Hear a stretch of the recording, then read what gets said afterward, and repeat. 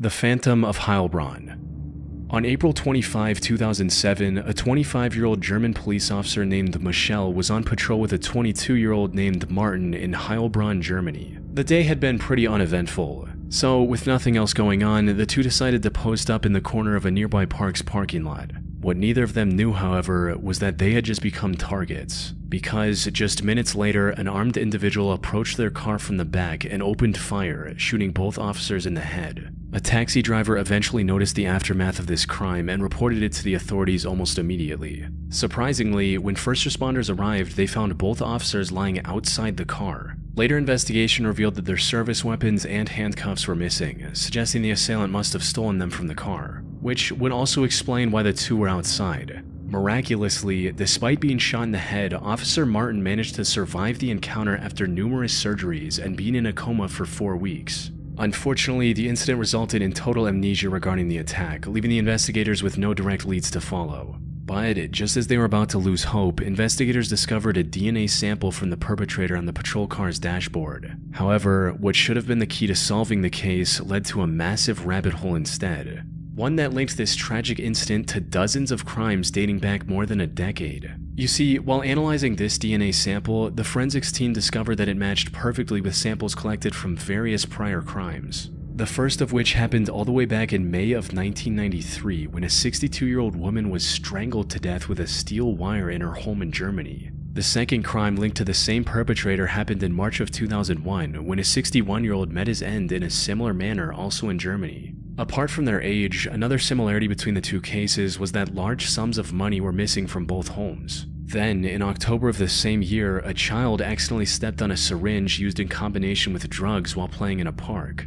The DNA sample from this syringe also matched the two deadly incidents from earlier. And with further analysis of this sample, the investigators were able to build a rudimentary profile of the perpetrator, according to which the criminal was an Eastern European woman who robbed the elderly to fuel her addiction. This connection became more concrete as investigators analyzed samples from hundreds of other unsolved crimes since 2001 and found matches from over 20 burglaries and thefts of cars and motorbikes. Some of these crimes even extended beyond Germany, like when a group of Vietnamese precious gemstone traders were attacked by a gang of robbers in France in 2004, as well as a burglary at an optometrist store in Upper Austria in March 2007. However, what made all of these cases strange was that, aside from the DNA sample, the perpetrator left no clues at the scene. She wasn't caught on any CCTV cameras, and there weren't any witnesses either, earning her the nickname of the Woman Without a Face. 4 men were even arrested for the robbery in France, but none of them gave any description of this woman either. So, despite linking all these incidents, the investigators were no closer to solving the case of Officer Michelle. Unfortunately, the attack on Officers Michelle and Martin was only the prelude to even worse crimes. Something that became apparent in January 2008 when police discovered the remains of 3 men floating in a local body of water. 2 of the men had gunshot wounds to the head, and the third had been strangled, which were the 2 methods used by the mysterious woman in previous incidents. These men had come to Germany to buy a used car, and they were likely attacked and robbed after making the purchase. By this point, it was clear. The police in Germany, France, and Austria were dealing with an elusive serial killer and robber who is now being called the Phantom of Heilbronn. Investigators in the 3 countries were working day and night to uncover her identity. Shockingly, even with the ongoing search, the Phantom stayed active. Her DNA was found at 7 different robbery locations over the next 3 months, as well as in the car of a 45-year-old named Diana after a mysterious death in a pool. In total, the Phantom's DNA linked her to over 40 robberies and thefts and 6 confirmed murders across 3 countries. How could someone be in so many different, completely unrelated places, commit so many crimes, and leave behind no evidence besides her DNA? Something was not adding up. Fortunately, all of these questions were finally answered in March 2009 when a man was arrested on a charge completely unrelated to any of the Phantom's cases. But when he was given a DNA test, it came back as a perfect match for the Phantom's DNA, who was supposed to be a woman. This breakthrough allowed investigators to uncover the only logical reason why the Phantom's DNA was found on so many different crime scenes: contamination. Sure enough, when they ran DNA tests on some of the unused cotton swabs investigators used to gather samples, they had traces of her DNA as well. Following this lead, investigators were able to track down the source, a female worker at the factory where these swabs were packaged, who, after some digging, was cleared of all the crimes linked to her DNA. As it turned out, investigators had been using cotton swabs that were never meant to be used for forensic analysis in the first place. And while this embarrassing revelation was somewhat amusing, it didn't change the fact that dozens of victims were denied justice while the police chased a phantom killer who never existed. This is an 11-page report with a staggering amount of information that data brokers can collect about you and sell for a profit. I truly think if you are aware of just how much of your own personal information is out there, it would surprise you. I mean, look at this. It has information like your address history, relatives, social media profiles, photos, pretty much anything you could imagine. And the apps that are collecting this information are non-negotiables for me, like Google, which I quite literally need for my job. I basically have to choose between going completely off the grid or giving up my privacy and allowing companies to profit off my personal data. However, thankfully, there is a third option, Aura, the sponsor of this video. Aura will actively protect your privacy by automatically identifying data brokers selling your personal info and removing it permanently on your behalf. There are a lot of services out there that offer this kind of thing, but what I like about Aura specifically is the many other features they offer for the same price, like identity protection, a VPN, an antivirus, and also a password manager, along with a few others. Try Aura free for 14 days at aura.com/chillingscares. In those 2 weeks, Aura will get to work scrubbing your personal info off these data broker sites. The Manchester Pusher. Souvik Paul was a 19-year-old college student from India. He traveled to the UK in 2012 to pursue an art degree at Manchester Metropolitan University, and it didn't take long for him to build a close circle of friends. He was with these friends when he visited the Warehouse Project nightclub on New Year's Eve of the same year. Unfortunately, the group got separated at around 11 p.m. when one of the friends received a text from Souvik stating that he had been kicked out of the club. But when this friend tried to contact him back a few minutes later, Souvik did not respond. He also didn't return home that night, prompting his flatmate to file a missing person report around 5:30 a.m. Souvik was last seen standing outside the club for only a minute before walking away. But despite this CCTV footage giving a clue about the direction he went, Souvik was unfortunately nowhere to be found. The breakthrough in his search came on January 22nd when a team of divers discovered his body in the Bridgewater Canal near Old Trafford Stadium. After some more investigation, Souvik's death was ruled an accident. Put simply, he fell into the canal, was immobilized by the freezing water, and drowned before anyone could notice and help. However, while the official investigation didn't find any injuries or signs of foul play, for many, Souvik's death wasn't an accident at all. To them, he was the latest victim of the Manchester Pusher, a mysterious serial killer who targeted young men around the Manchester area and ended their lives by pushing them into the many bodies of water scattered throughout the city. The idea of this serial killer was first popularized by a 2015 article written by psychology professor Craig Jackson after he noticed that over 85 mysterious drowning deaths had occurred in Manchester since 2008. This was far higher than the national average, and what made this even more alarming was that in over a third of these cases, investigators couldn't determine the circumstances leading up to the drowning at all. However, the most concrete evidence of the pusher's existence comes from an incident that happened on April 10, 2018. On that night at around 10 p.m., a 34-year-old man was cycling home from work alongside the Bridgewater Canal. This was a part of his daily routine, and he had traveled this exact route countless times before, so he wasn't paying much attention to his surroundings, a mistake that nearly cost him his life. A man suddenly emerged from the shadows and swung his arm at the cyclist, striking his neck and causing him to fall into the canal. Fortunately, the water wasn't cold enough to immediately incapacitate the cyclist, so he quickly swam back to the canal's edge. But the man who pushed him in was still there, and as soon as the cyclist tried to get out, the man kicked his hand, sending him back into the water. Luckily, an unrelated ambulance happened to drive by the canal at that time, frightening the man and causing him to flee the scene. After minutes of struggling, the cyclist eventually managed to get himself out of the canal and back to safety. He later shared his story on Facebook, further fueling the pusher narrative. The Manchester police, however, have dismissed this theory at every turn, insisting that the mysterious serial killer is nothing more than a myth or urban legend. David Wilson, an official from the Manchester Water Safety Partnership, has even gone as far as to claim that a significant number of these deaths were likely alcohol-related, where intoxicated men accidentally fall into the river and couldn't save themselves before tragically losing their lives, which, given the circumstances, makes the most sense, especially since the canal is surrounded by numerous bars and nightclubs. And also because, despite the countless CCTV cameras in that area, none have ever captured someone following or attacking one of the drowning victims. Many believe that the story of the cyclist seeing and surviving the Manchester Pusher, which is the only account of someone actually seeing him, was either way over-dramatized or made up completely to fuel conspiracy theories. So, unless some groundbreaking evidence comes forward, the Manchester Pusher will go down as a serial killer who never existed.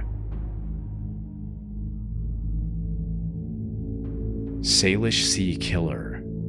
On the 20th of August 2007, a 12-year-old girl was walking alongside the coastline of Jedediah Island, located in the middle of the Salish Sea in British Columbia, Canada, when something unusual washed up on the shore, catching her attention. A closer look revealed that it was a size 12 running shoe that looked almost new. Curious, she picked it up to examine it further, but it felt unusually heavy. The reason for which became clear as soon as she looked inside. There was a nearly intact, severed human foot still in it. Now, a discovery like this was unsettling enough on its own. What made it far more disturbing, however, was that it wouldn't be the last. Just 6 days later, a couple was out hiking on the coast of Gabriola Island, 31 miles or 50 kilometers south of Jedediah Island, when they discovered another running shoe with a foot inside. An important thing to note here is that the two shoes were completely different in size, brand, and model. They were also both for the right foot. In other words, they belonged to two different people. From there, discoveries of shoes with feet still inside them became a hauntingly regular occurrence in the areas surrounding the Salish Sea, with 1 or 2 shoes being discovered almost every year. In total, 21 different shoes were discovered up to 2019, giving rise to many theories trying to explain the strange phenomenon. These included everything from the shoes belonging to the victims of the 2004 tsunami in the Indian Ocean to people kidnapped and tortured by gangsters. That said,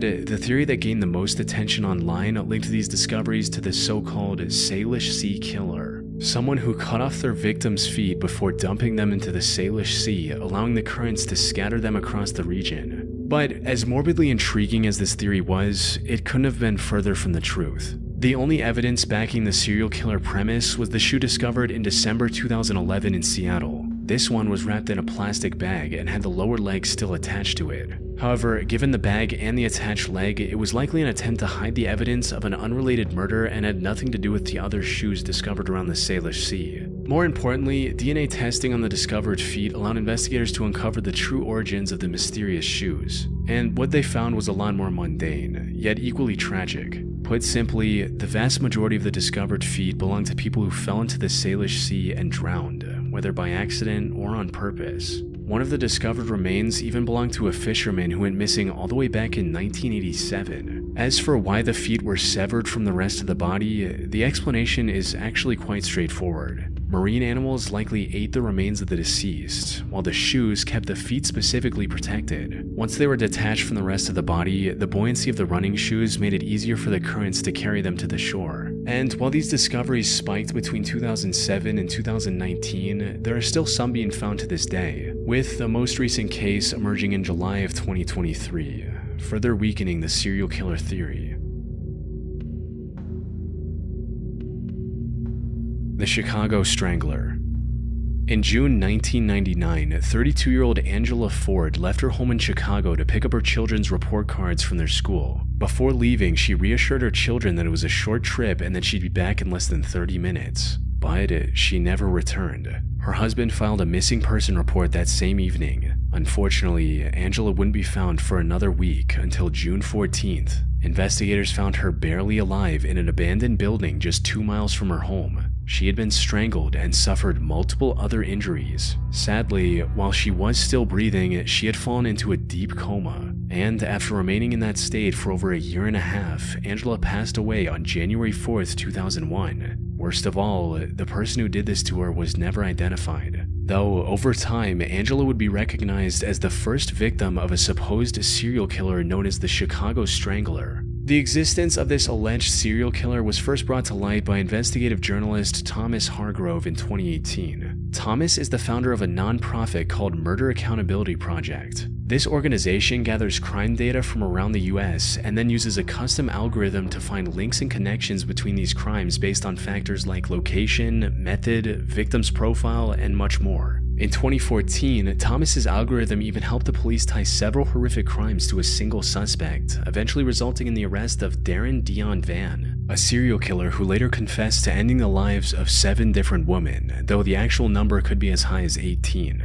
Put simply, Thomas's organization and algorithm are proven to be effective at solving real cases, which is why it drew a lot of attention in 2018 when he proposed the existence of the Chicago Strangler. According to Thomas's report, the Chicago Strangler is believed to have claimed the lives of as many as 51 women, beginning with Angela Ford in 2001. And at first glance, the similarities between these dozens of incidents are striking to say the least. All of these victims are women, mostly African American descent. Many of them also came from the city's poorer neighborhoods. Most importantly, the methods used in some of these cases were eerily consistent. Like 21-year-old Teresa Bunn, whose remains were discovered in a flaming dumpster in November 2007. And according to a later autopsy report, she was more than likely strangled before the perpetrator discarded her in the dumpster and set it ablaze. Then, just a few days later, the Chicago Fire Department also discovered the remains of 52-year-old Hazel Lewis, who tragically suffered the same fate as Teresa.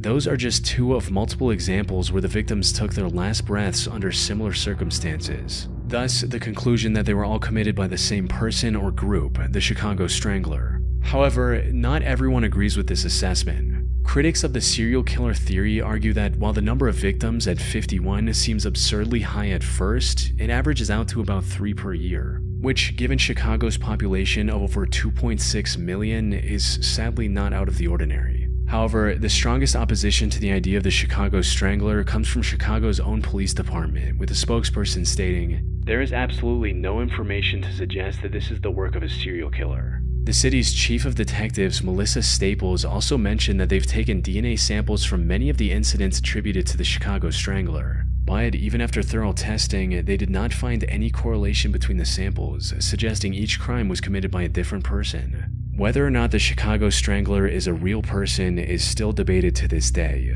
But given all the evidence, the most likely explanation is they never existed, and all the murders committed were isolated and unrelated tragedies.